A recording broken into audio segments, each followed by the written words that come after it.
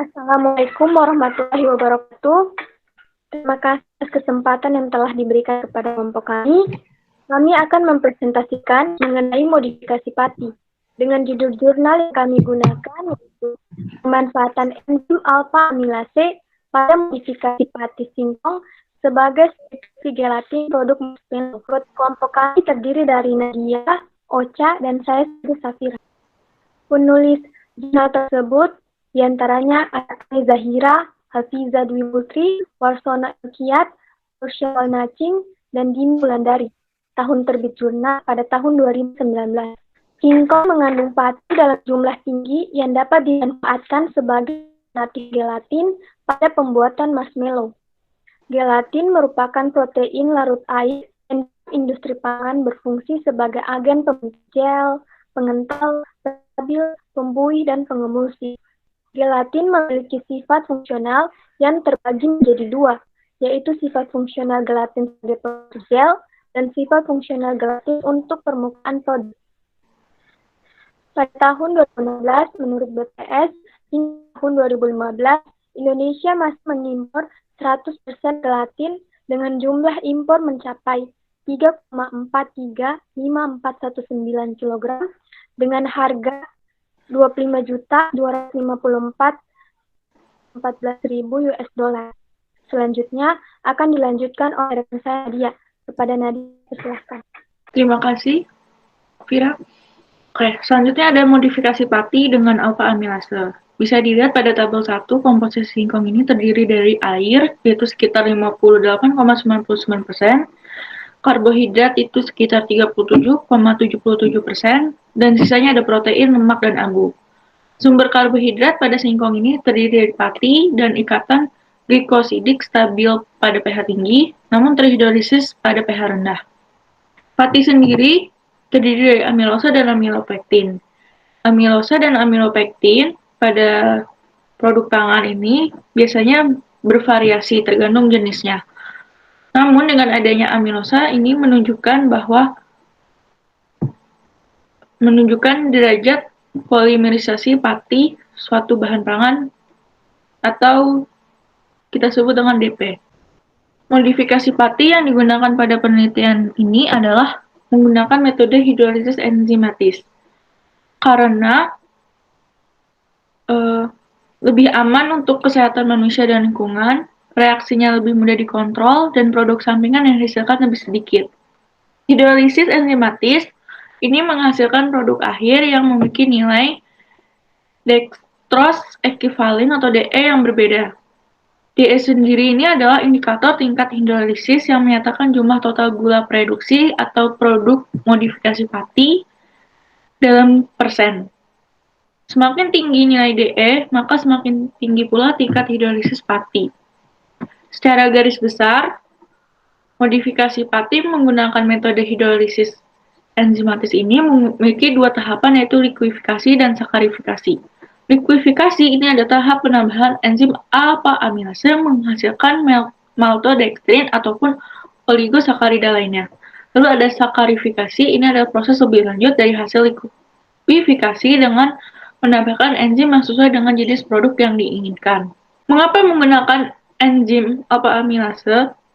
Karena amilase sendiri ini adalah enzim yang berfungsi untuk memutus ikatan glikosidik untuk menghidrolisis pati, menghasilkan dextrin dan oligosakarida.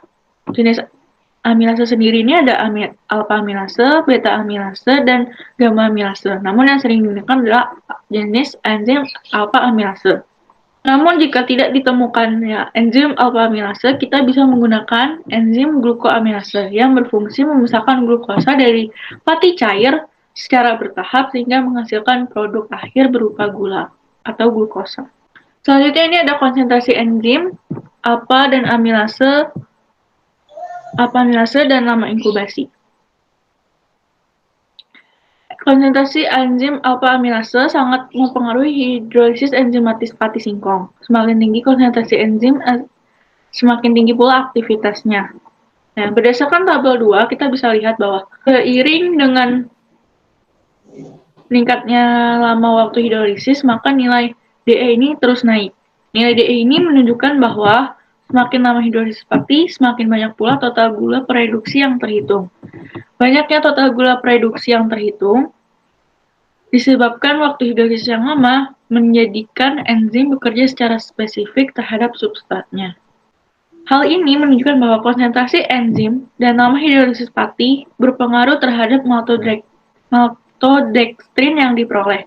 Semakin tinggi konsentrasi enzim alpha amilase dan semakin lama waktu inkubasinya, maka total gula produksi pada sampel akan semakin tinggi. Selanjutnya akan dijelaskan oleh rekan saya, Ocha. Terima kasih Nadia. Selanjutnya kita masuk pada aplikasi maltodextrin di bidang pangan.